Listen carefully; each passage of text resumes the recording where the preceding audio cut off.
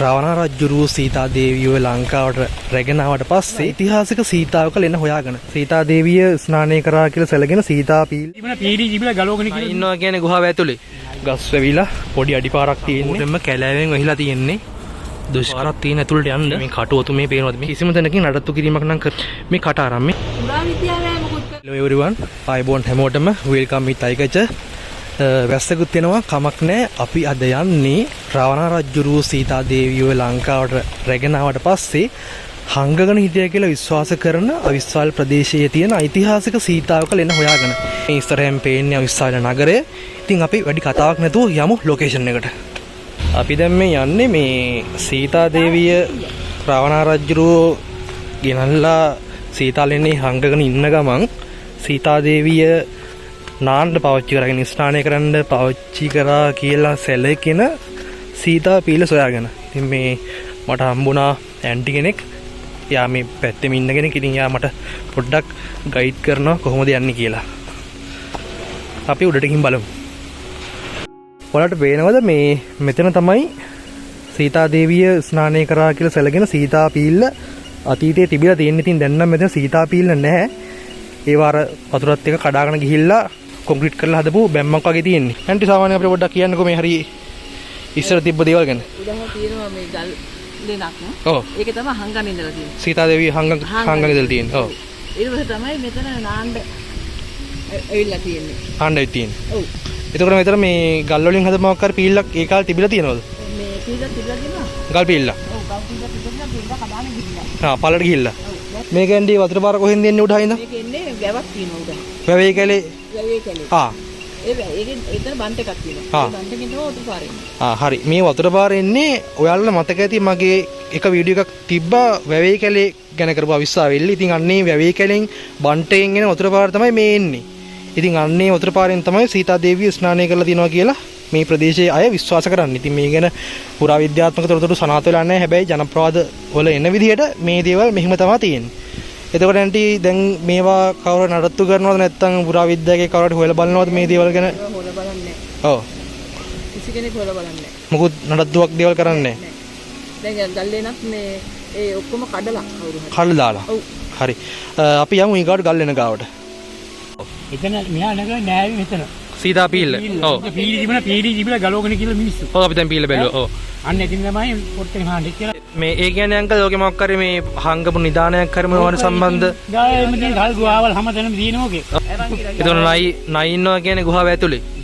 රස්තාව ඇති නයි කැතිය උතන. ආරක්ෂාවක් මොකක් කරේ? හරි ඇතිකින් අවිස්සාවෙල්ල ටවුන් එකට ආවට පස්සේ අවිස්සාවෙල්ල ටවුන් එකකින් උඩින් යනවා රත්නපුර පාර. අන්නේ රත්නපුර පාරට ඒ කියන්නේ අවිස්සාවෙල්ලේ බස් ස්ටෑන්ඩ් එකට උඩ පාර. එතනට ඇවිල්ලා මම මෙන්න මේ නගින අඩිපාර පටන් ගන්නේ එතෙන්ට එන තැනින්මයි.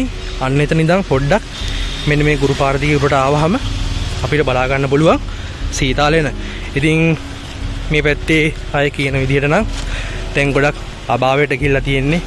පුරාවිද්‍යා දෙපාර්තමේන්තුවෙන්වත් එහෙම වගකීම් යුතු කවුරුත් නඩත්තු කරන්න නැහැලු. ඉතින් අපි ගිහිල්ලා බලමු. ඔයාලට පේනවද ඉතින් මේ යන්න දින පාර? මේ ගස් වැවිලා පොඩි අඩිපාරක් තියෙන්නේ. සතු සර්පයිත් ඉන්නවා. ඉතින් පරිස්සමින් යන්න ඕනේ. ඉතින් ඇත්තටම මේවා මේ පරිස්සම් කරලා ආරක්ෂා කරගන්න ඕනේ තැන්. ඉතින් එහෙම වෙන්නේ නැති එක ටිකක් දුකයි. ඉතින් වර්තමානයේ අද වෙනකොට සීතාලෙන අපිට පේන්නේ මෙන්න මේ විදිහට. ඉතින් ඔයාලට පේන ඇති සම්පූර්ණයෙන්ම කැලෑවෙන් වහිලා තියෙන්නේ. මේ පල්ලෙහා තියෙන සම්පූර්ණයෙන්ම මාන ඉලුක් කැලෑව යන්න බෑ. උඩ ලොකු ගස් වෙලා. ඉතින් මෙන්න මේක තමයි ඔය කියන සීතාලෙන. ඔයාලට පේනවා ඇති මේ ගලේ තියෙන කටාරම් කොටලා. ඉතින් මෙන්න මේ ලෙනේ තමයි රාවණ රජුරුව සීතා දේවියව ඉන්දියාවෙන් ඉඳන් අරගෙන ආවට පස්සේ ආරක්ෂාවට හංගගෙන හිටිය කියලා කියන්නේ. ඉතින් මේක සම්බන්ධව ගොඩක් කතා තියෙනවා. නිදානයක් තියනවලු කියලා ප්‍රදේශේ කට්ටිය කියනවා. ඊට පස්සේ නයිය වෙල්ල එක ආරක්ෂා කරලා කියලා කියනවා. අපි ඉතින් ඒකේ ඇත්තම තත්ත්වයක් දන්නේ නැහැ. ඉතින් අපි බලමු අපිට අද මොනවද මේකෙන් හොයාගන්න පුළුවන් මොකද්ද විස්තරය කියලා. මේ පැත්තට තියෙන මේ ලෙන් කටද? ඔව්. අසර තියෙනවා. ඔව්. මෙන්න මෙතනින් තියෙනවා අඩිපාරක් උඩහට. ඉතින් අර ගයක් තියෙනවා. එන්නේ ගිය ගාවට ගිහිල්ලා අපි බලමු එතනින් try එකක් දීලා ලෙන ඇතුළට යන්න පුළුවන්ද කියලා. ඉතින් අපිට මේ ටිකක් දුෂ්කර පාරක් තියෙන ඇතුළට යන්න මේ කටුවතු මේ පේනවද මේ පරිස්සමින් යන්න ඕනේ නැගන්න නැතුව. අපි කලින් හිටිය යන්න අතන මම දැන් ඇවිල්ලා ඉන්නේ සීතාල එන ඇතුළට. ඉතින් මේකට එන්න තියෙන්නේ හරි දුෂ්කර පාරක්. ඔයාලට පේනවද වර්තමාන දර්ශනයේ සීතාලෙනේ? මම ඇතුළටම ගිහින් පෙන්නන්න. හරි. එතකොට මම දැන් ඇවිල්ලා ඉන්නේ සීතාලෙන ඇතුළට. ආයෙත් කියනවා නම් රවණ රජුරෝ ඉන්දියාවෙන් ඉඳන් සීතා දේවිය ලංකාවට රැගෙන ආවට පස්සේ ඒ හංගගෙන හිටපු අවිස්සාවේල්ලේ තියෙන සීතාලෙන තමයි මේක. ඉතින් ඔයාලට පේනවා අද වෙනකොට සීතාලෙන කොහොමද තියෙන්නේ කියලා. ඉතින් පුරාවිද්‍යා දෙපාර්තමේන්තුවෙන්වත් මම කලින් කිව්වා වගේ කිසිම තැනකින් නඩත්තු කිරීමක් නම් කරලා නැහැ. ඉතින් මේ ජනප්‍රවාදයක් විතරයි. ඉතින් මේක එහෙම පුරාවිද්‍යාත්මක කරුණු වලින් සනාථ වෙලා නැහැ. ඉතින් ඔයාලට පේනවා ඇති මේ කටාරම් මේ ගල් දිගේ මේ කටාරම් මෙහෙම ගිහින් තියෙනවා. කටාරම් දිගටම ගිහින් තියෙනවා මේ කටාරම්. මම උඩින් පෙන්නන්නම් වටේටම. මේ කටාරම ගල වටේටම තියෙනවා. දැන් මෙන්න මේ විදිහට විනාශ වෙලා තියෙනවා. සමහර අය යම් ඉදිකිරීම් කරලා තියෙනවා. මේ තියෙන්නේ ඒකින් අවශේෂ වෙලා තියෙන සිමෙන්ති කොටස්, කොන්ක්‍රීට් කොටස් මේ විදිහට සම්පූර්ණයෙන්ම විනාශ වෙලා ගිහින් තියෙනවා. අද මෙන්න මේ වගේ ලෙන් මුහුණක් තමයි අපිට දැක ගන්න හම්බ වෙන්නේ. එතකොට අපිට එළිය පැත්තෙන් බැලුවාම පේන්නේ මෙන්න මේ ගල. මෙන්න මේ කළු ගල. ඉතින් මෙන්න මේ කළු ගලයට තමයි සීතාලෙන්න පිටලා තියෙන්නේ. ඉතින් අද නම් සම්පූර්ණයෙන්ම කැලේ වෙවිලා කැලෑවෙන් ආවරණය වෙලා ගිහින් තියෙන්නේ. සත්තු තමයි ඉතින් මේ ටිකේ රාජධානිය කරගෙන ජීවත් වෙන්නේ. ඉතින් මේවා ඇත්තටම හරි පරිස්සම් කරන්න ඕනේ තැන්. ලංකාවේ සංචාරක කර්මාන්තය දිනු කරනකොට ගොඩාක් වටින තැන්. ඉතින් මේ තැන් වල සංචාරකයෝ ගෙන්නන්න පුළුවන්.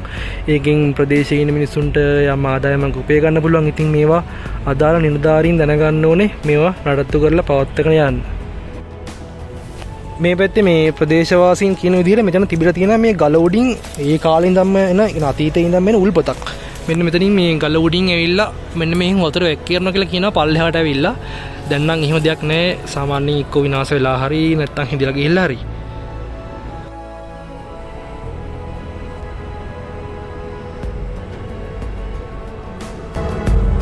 මේ වදින් හරි වටින දෙයක්.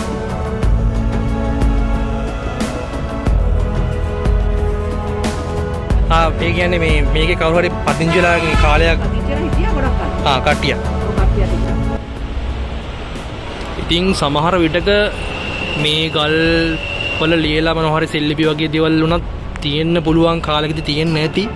ඉතින් මේවා ඉතින් අද වෙනකොට ගින්දර එහෙම ගහලා මේ ගල් පතුරු ගැලවිලා මේ වගේ සිමෙන්ති දාලා එක එක ඉදිකිරීම් කරලා ඒ හැම දෙයක්ම නැතිලා ගිහින් තියෙනවා. මේක ගොඩක් වටින තැනක්. ඒ කියන්නේ ඉතිහාසය ගත්තොත් අවුරුදු 5000ක් ඈත ඉතිහාසයකට උරුමකම් කියන කතාවක් හා සම්බන්ධ ස්ථානයක්. අද වෙනකොට අපිට මෙන්න මේ විදිහට නටබුන් වෙලා ගිය ගරාටිච්ච ලෙනක් තමයි දකින්න හම්බෙන්නේ. සමහර විටක පුරාවිද්‍යා දෙපාර්තමේන්තුවෙන් වගේ ඇවිල්ලා යම් කැණීම් කරනවා නම් මේ දේවල් මේ තැන් වලින් සාමාන්‍යයෙන් අපි දන්නේ නැති ජනප්‍රවාදයේ තියෙන විස්තර ඇත්ත කරගන්න පුළුවන් යම් සාක්ෂි උනත් හම්බෙන්න පුළුවන්. ඉතින් ඒ වුණාට ඉතින් ඒවා කරන්නේ නැතුවම මේ විදිහට අභාවයට ගිහිල්ලා විනාශ වෙලා ගිහිල්ලා යනවා ඉතින් අපරාධේ. ඒ කියන්නේ මේ පුරාවිද්‍යාවෙන් යන සුද්ධ බුද්ධ කරනවා. ඔව්. සුද්ධ කරලා මේගොල්ලෝ සුද්ධ කරලා යනවා. ඒක බුද්ධ දෙපා. ඔව්. ඒ කියන්නේ ඔතන ඒගොල්ලෝ ඇවිල්ලා කැණීම් කරලා මොනවා හරි එහෙම කරලා තියෙද? පුරාවිද්‍යාවේ. ඔව්. පුරාවිද්‍යාවේ මොකුත් කරන්නේ නැහැ. මේ පැය භාගයට ඉතින් සුද්ධ කරන්න දෙයක් නැහැ නේ. ගියාම පේනවනේ. එතන ඉස්සරහම ගස්ල කොට වේලා දෙනවා නම් ඒ ටික කපලා දාලා ඒගොල්ලෝ යනවා. යනවනේ. අපි අපේ වීඩියෝ එකත් මෙතනින් නවත්තනවා. මතක ඇතුව අපේ channel එක subscribe කරන්න, bell icon එක click කරලා like එකක් comment එකක් දාන්න. ඉතින් අලුත් වීඩියෝ එකකින් ආයි හම්බ වෙනකන් අදට ගිහින් එන්නම් මේ අයකයිච